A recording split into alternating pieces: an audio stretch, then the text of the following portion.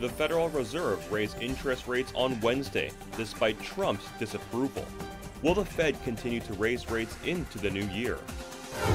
And President Trump has used the UN platform to rebuke globalism.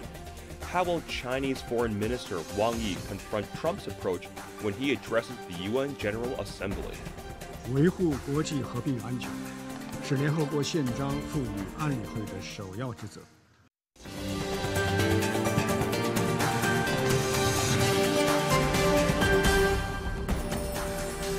Hello and welcome to World Insight with me, Tian Wei. The program is coming to you Monday to Friday on CGTN.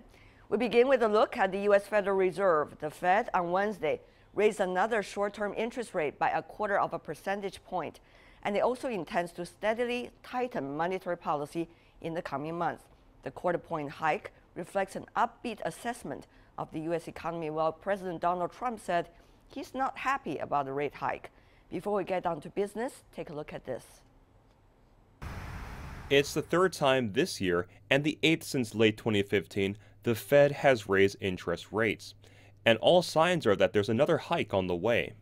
In a statement that marked the end of an era of accommodative monetary policy, Fed policymakers lifted the benchmark overnight lending rate by 0.25 percentage point to a range of 2% to 2.25%. As the economy has steadily gained strength, the Fed has been gradually returning interest rates closer to levels that are normal in a healthy economy. The Fed said the U.S. labor market has continued to strengthen and economic activity has been rising at a strong rate. It also said both overall inflation and so-called core inflation for items other than food and energy remain near the central bank's target of 2%. However, President Trump criticized the Fed's decision, again breaking with the tradition of not commenting on the central bank's actions. He replaced Chairman Powell's predecessor for keeping interest rates at record lows to make borrowing cheap. So we are doing great as a country. Unfortunately, they just raised interest rates a little bit because we are doing so well. I'm not happy about that. The Fed is now facing political interference. Meanwhile, these days, the U.S. interest rates are the highest they've been since October 2008.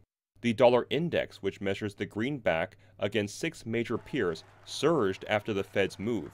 The U.S. Treasury yield curve flattened and stocks rose.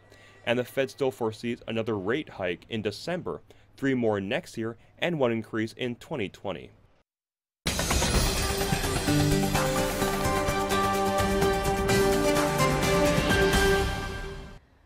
For Fed raised interest rates in Beijing, we have Xu Sitao, chief economist from Deloitte, China. In Hong Kong, we have Hong Hao, managing director of the head of research from Bocom International. In New York, Max Wolf, professor of economics from New School University. I want to begin by asking you, Professor Wolf, what exactly does this rate raise mean for the U.S. confidence in its prospect of the economy? So great to be here. Thank you for having me. I think that there's a bit of confusion in some quarters around what's going on in the United States, sort of two things happening at the same time. So one is we're normalizing interest rates that we kept incredibly low for 10 years, having cut them to all-time record lows. So a lot of what's happening is actually a normalization from a dramatic and extreme response to the economic meltdown of 2008 and 2009. And another piece is a gradual tightening in terms of the perception, discussion, and interest rate policy of the Federal Reserve in recognition of a strong economy, and more recently, both a strong economy with upward price pressure because of rising oil prices and also because of America's trade obstruction policies, which are beginning to put some upward price pressure for the whole globe, including the U.S. Well, Mr. Hong, we did hear from Mr. Powell, who is a Reserve Chairman, talking about the pressure on the prospect of economy as a result of the trade war. And he has been talking about the concerns, but the question is, how big is the concern vis-a-vis the general, rather optimistic trend of the U.S. economy? Yeah, I think at the moment we are still not seeing the impact from the trade war showing in the economic data just yet. You're still seeing, for example, durable goods order and unemployment statistics are still very, very strong. So that actually gives the Fed very good reason to raise interest rate. And I think also, most people would agree that by now, we have to recognize a very sort of a substantial tax reduction, a tax cut at the later part of the economic cycle, and that way I think the U.S. economy is getting an unusual boost at this point in time. So I think the rate hike at this point in time is more than justified. Mr. Xu, on the other hand, how do you see the two sides of the story, as Professor Wolf just illustrated? I think for the U.S., the rate hike is very necessary, not just because the strength economy, also about normalizing short-term interest rate in the wake of global financial crisis. For China, clearly, interest rate should be and will be on hold because exchange rate so far has been used as a shock absorber. And in addition to that, there will be still a lot of issues involving deleveraging corporate debt, so on and so forth. So China is going to do nothing on the rate front. But my question more is about the United States. Of course, at this point, the ripple effect of the rate hikes from the U.S. on the other economies is still a question mark. Sure. So back to you, Professor Wolf. What about the question that, in fact, the political leaders in the White House is pretty much against the rate raise because he wants to see the economy continue to boom, and he wants to have a beautiful political record, as the adjective he usually uses. But on the other hand, you have the Fed chairman, actually someone who has been nominated and approved by the president, now pointing a very different direction. How do you see the general debate as a result about the U.S. economy within the administration and inside Washington as well? Yes, so first thing we need to note is that we have a long, proud, and highly successful tradition in the U.S. of central bank independence. That's we haven't formally revoked that, but the way we sort of rose to our global financial prominence and what kept us there as long as we were there was a pretty widespread belief that our political processes, however messy or off track they may occasionally get, would sort of stay in their own lane and not crash into our economic decision making. So anything that would begin to imperil that for any reason by any president at any time is cause for significant monitoring and some concern. So I think a bit unprecedented there. Hopefully it's a passing whim. And of the many things you cannot accuse President Trump, any kind of sense of decorum or standard normal operating procedure, those haven't been afflictions that he's suffered much. So hopefully it's part of his iconoclastic approach. On the bigger question in terms of the president is clearly trying to signal that the eventual weakening of the economy will not be his fault, but any strengthening the economy may have encountered in the last year or so is very much the result of his policies.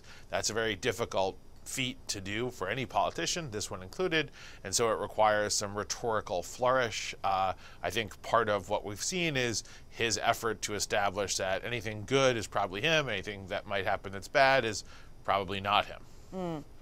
Now, Mr. Hong, I mean, from an economist from China's perspective, how do you see this dogfight within Washington, D.C. about how to read the general economic picture, whose merits are they, rather, on the other hand, the real growth of the economy and the unpredictability as a result of the trade war and the unpredictability as a result of the midterm election and possibly the further fights between the two parties and the possible instability of the Trump White House if things goes dramatic? I see. I would say that at this point in time, the strengths in the U.S. economy and also the sort of a delay showing up of the impact from the trade war is giving Mr. Trump a wrong idea of how much further the U.S. economy can go from here. And so I think from a Fed's perspective, they could always err on the wrong side, because it's easier to raise interest rate than to cut interest rate. So I think if they raise interest rate fast enough now, it actually leaves them some cushion for future policy change if things does turn back later on. So I would say that at this point in time, because of the trade war, the unpredictability of the trade war, it actually requires extra caution in terms of policy making, both from the White House side and also from the Fed side as well. Professor Wall, from your perspective, what are some of the most important barometers or areas that you would look at in order to help to understand the potential of the economy as we move along the unpredictability, as all of you have indicated earlier? Yes, so I would look very closely that we're starting to see a sort of a more mixed macroeconomic picture. So maybe ironically, part of what we've seen is a huge tax cut with an increase in government spending. So a massive $1 trillion budget deficit this year for the US is going to create growth that's a little bit underwhelming, even though it's 4.2%, which is pretty good in the second quarter. And a lot of the reasons we're seeing such good growth actually aren't altogether good in a long-term perspective. So one is a little bit of an uptick in consumer borrowing. Still haven't seen any wage increases really, which is a big issue here in the US because we're now 10 years without substantive wage increases.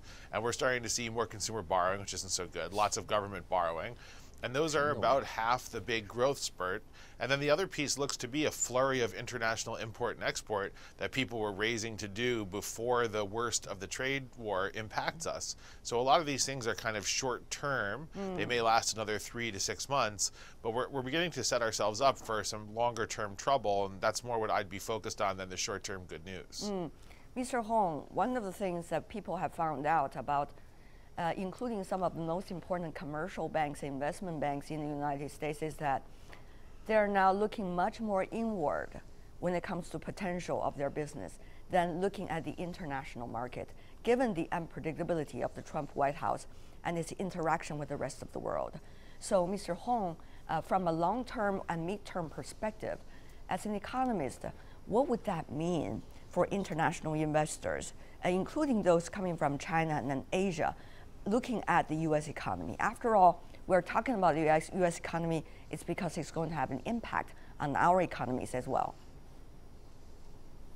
Yes, I think for international investors, it's getting probably increasingly more difficult or more sort of going through a more tedious regulatory approval process to invest in the U.S. I think many things has to be approved and censored, before you can actually make a formal investment in the U.S. now. I think especially for some Chinese companies in the high-tech manufacturing areas. So it is sort of a situation that we have to deal with, when it comes to investing in the U.S. And also, after the midterm election, judging from a historical perspective, it's more likely than not that the Republicans is going to lose one house. So I think it's going to give Trump's policy even more uncertainty, because towards next year, he will find it even more difficult to get some of his orders, some of his laws approved by the houses. Right. Not only that, probably there will be further investigation about him if that is the case. Well, Mr. Xu, you heard your two colleagues talking about the prospect of the U.S. economy, and as a result, the ripple effects it could have on the Chinese economy, and probably particularly on the Chinese economy, because of the two parties now in this apparent trade war, it's United States and China. So, Mr. Xu, how are Chinese policymakers reading signs coming out of Washington? And given the unpredictability it could have on China's economy, how will China better protect the potential of growth of its own economy with this trade war going on? Well, I think first of all, judging by rather calibrated reaction from Chinese government, I do think policymakers are going to keep any potential retaliatory measures relatively measured. Secondly, Chinese policymakers are likely to resort to certain counter-cyclical measures. For example, tax cut, moderate fiscal stimulus, and also keeping interest rate unchanged. On the latest development, the announcement of reducing tariffs roughly from 9.5% to 7.5%, I think that's a very positive move made by China. Mr. Hong, you agree? I think so, but I think we have to keep in mind that in the first half of this year, infrastructure spending has plunged to negative territory in terms of year-on-year growth. I think going forward, we're definitely going to do more infrastructure investment, especially on the western part of China, which tend to be less developed. But then at the same time, the efforts of this infrastructure spending seems to be constrained by the local government debt problem that we have to deal with. So I think there's plus and minuses at this point in time, but I think there are enough policy instruments that the regulators here have in their pockets to deal with the situation. Professor Wolf, your thought? Yeah, I think that the Chinese economy is going to begin to adapt toward a future which will be long-term beneficial, in which they move away from some of the long-term structural codependency with parts of the U.S. economy. Those shifts are always require a bit of extra help and handling and care, but it looks like there's a pretty good position capable for the Chinese to make those kind of switches, and those are probably long-term benefits. So I'd see this more as a reduction in some of the vibrancy in the short term from the trade war to be put on a more secure, long-term viable footing. And I think one is usually best served to do sort of long-term house cleaning, even if there's a short-term pain and cost associated with a transition, because in this case, the transition is a bit structural. I see. Last but not least, Mr. Xu, we see China has been debating about various topics related to this economy and trade prospect. One of it is about state-owned enterprises and also the non-state sector. Today we have heard some well-known quote coming from Chinese President Xi Jinping talking about the path that China should keep on in developing SOE, the confidence in SOE, while at the same time encourage and nurturing the non-public sector. What do you make of the debates going on and some of the important decisions that needs to be made along the way? Well, I think we need to understand the background of the debate. During the economic deceleration, naturally, private sector would have relatively less access to financing. So it's important for government to provide more assurance to private sector. All right. Xu Sitao, Hong Hao, and also Max Wolf. What a pleasure, gentlemen, to have you on our program about the prospect of the economies around the world. Thank you so much. And you're watching World Insight with me, Tian Wei, still to come on our program. President Trump has used the UN platform to rebuke globalism. How will Chinese Foreign Minister Wang Yi confront Trump's approach when he addresses the UN General Assembly? What are likely to be some of the ideas for the future coming from the Chinese side? We're going to explore all of those in the upcoming debate.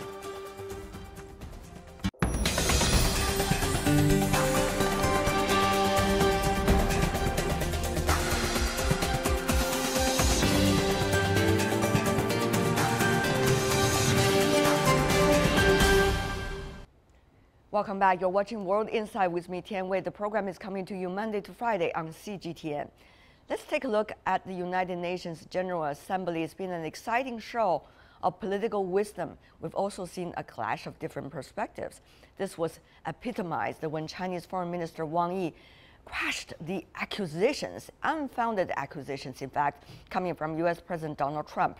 Representing China, Minister Wang will make his speech today, later in the General Assembly. Before our discussion, let's review some of the memorable moments in the UNGA this time. President Trump has often warned that the U.S. has become the butt of global jokes. And with a surprising boast on Tuesday, he fulfilled that prophecy. They do not want me or us to win because I am the first president ever to challenge China on trade. We don't want them to meddle or interfere in our upcoming election. And I like China. It's not the first time Trump has pointed his finger at China without any details to support his accusation. Chinese Foreign Minister Wang Yi, who sat just 2 seats away from the president, was seen casting a glance at Trump and shrugging his shoulders. Mr. Wang then firmly refuted the allegation. Before I conclude, I need to point out that China has all along followed the principle of non-interference in other countries' domestic affairs. This is the tradition of Chinese foreign policy. Mr. Trump's claims were not just limited to China. When he addressed the UN and boasted about his achievements, he was surprised by the spontaneous giggles erupting from diplomats and heads of states. In less than 2 years, my administration has accomplished more than almost any administration in the history of our country. America's so true.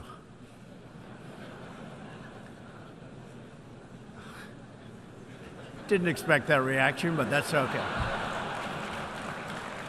Chinese State Councilor and Foreign Minister Wang Yi is expected to deliver a speech at the general debate. According to reports, his speech will focus on rejecting protectionism and unilateralism. He will also draw on regional issues like denuclearization of the Korean Peninsula. From trade to politics to military ties, tensions are on the rise from all fronts for the world's 2 largest economies. The Sino-US trade conflict now affects around $250 billion worth of Chinese imports. In a meeting with Maria Garcés, president of the 73rd UNGA this Tuesday, Minister Wang called on the UNGA to uphold multilateralism, maintain the UN Charter, and safeguard rules of international relations.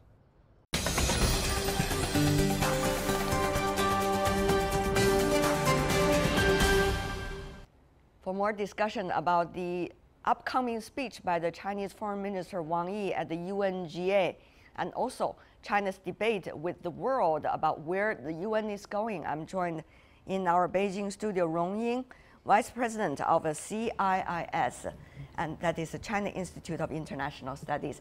Also in Beijing, we have James Zimmerman, Chairman Emeritus with the American Chamber of Commerce in China. And in Southampton, Mike Bastin, professor at the University of Southampton. I want to welcome all of you, gentlemen, starting with you, Mr. Rong. Minister Wang starting a lot of multilateral visits and also interactions with the heads of states and foreign ministers this time. State Councilor Minister Wang Yi, after all, this is the first ever sort of General Assembly meeting for Wang Yi when he was appointed as a State Councilor and also Foreign Minister.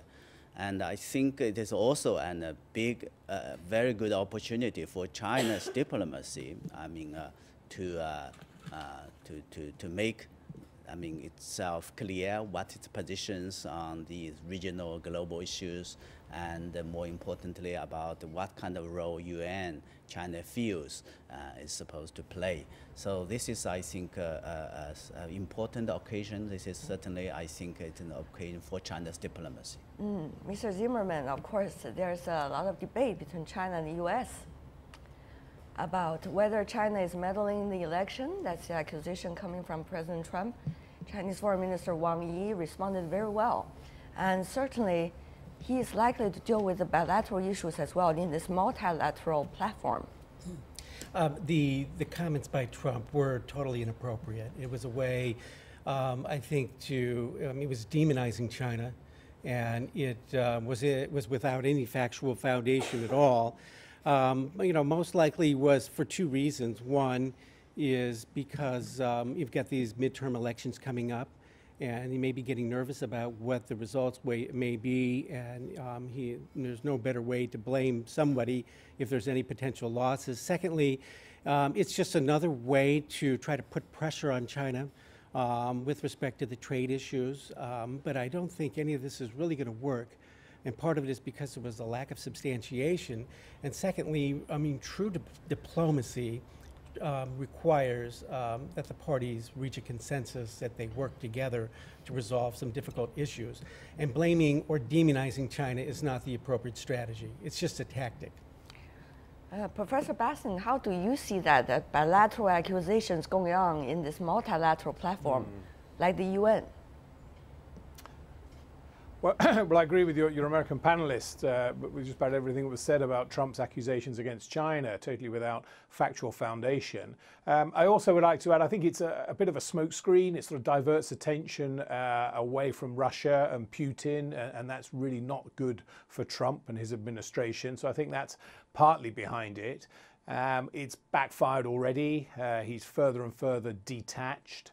And I think also, like your American panelist said, he's very, very worried about the midterm elections. And he's trying to appeal to the core sort of American working class voter that put him in the first place, and hoping that this sort of belligerent rhetoric really does resonate with them. And let's hope it doesn't.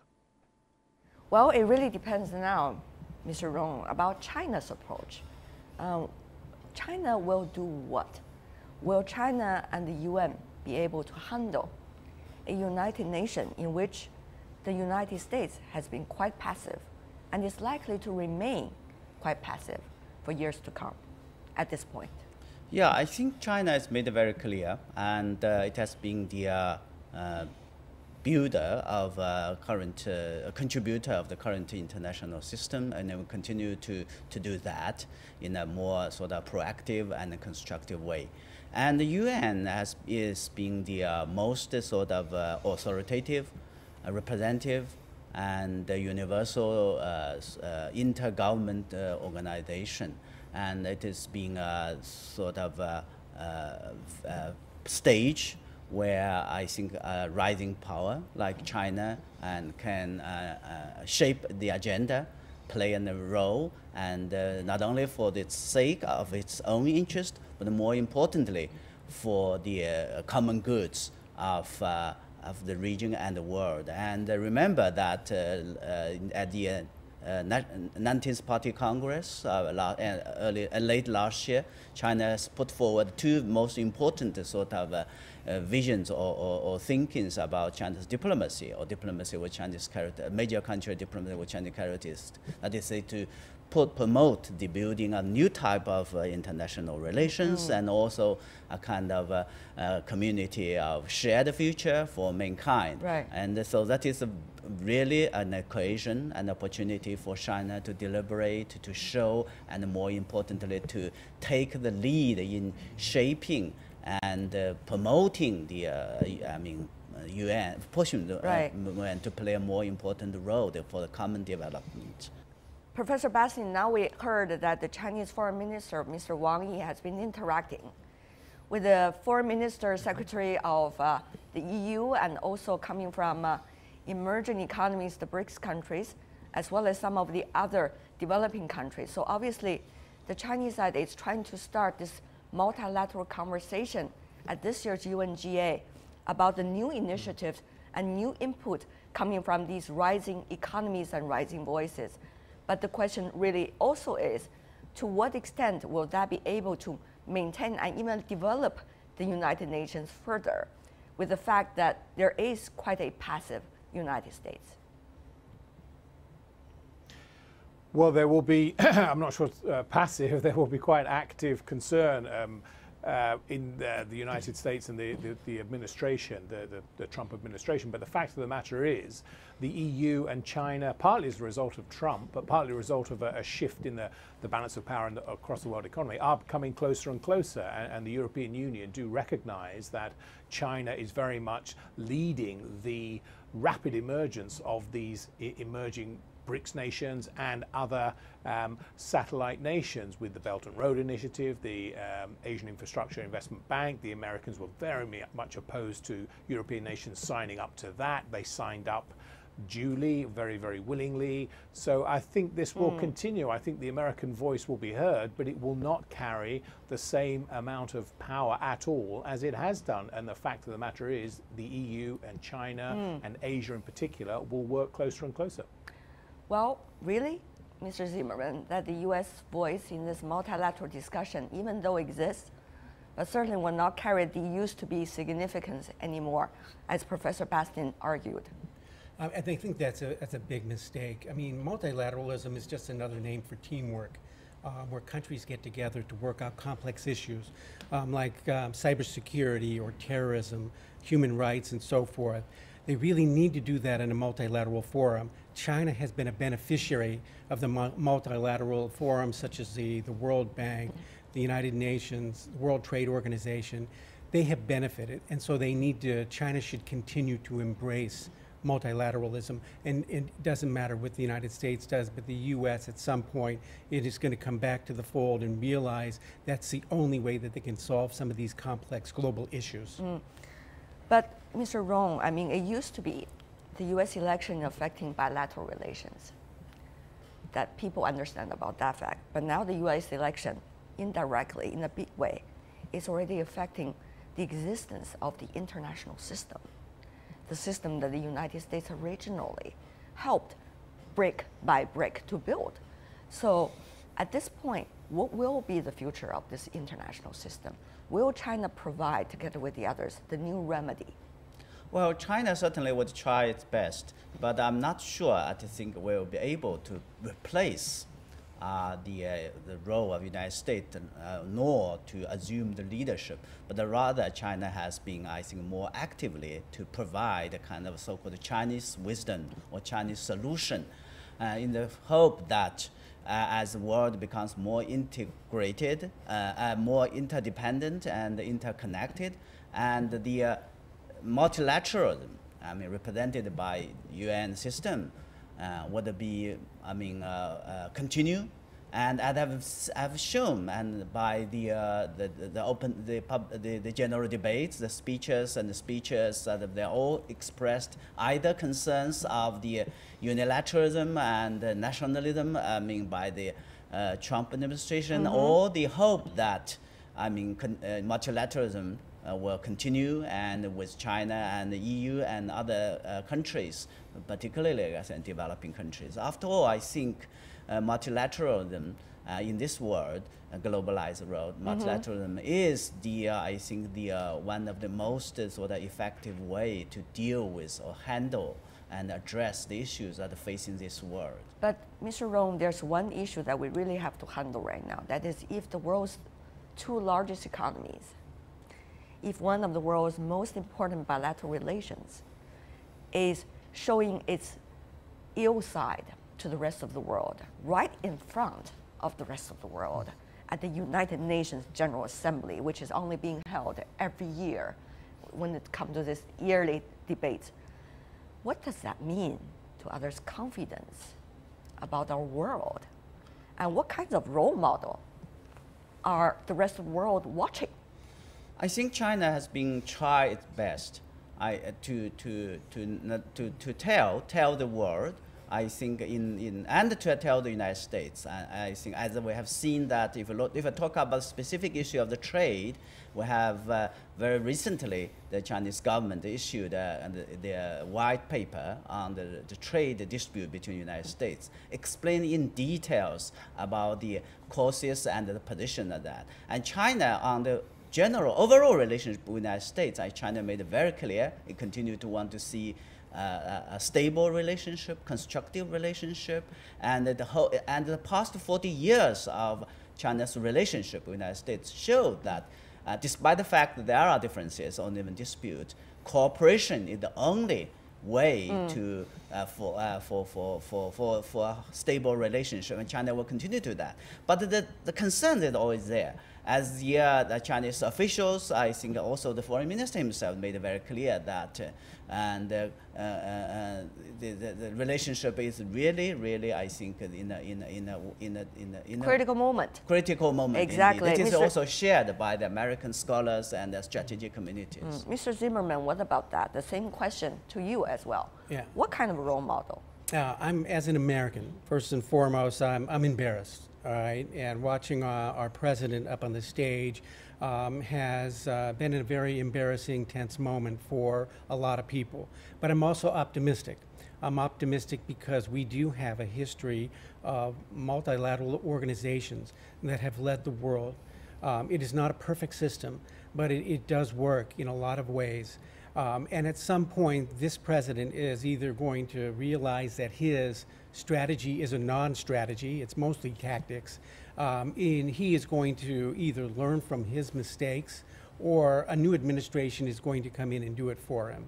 Because we have to really get back to global cooperation, and it's got to be fairly soon, given where we're at right now. So we'll have to see what happens in the midterm elections. Well, you are quite optimistic in the long term, at least, Mr. Zimmerman. I all wish we could share your optimism. After all, that's what we need right now.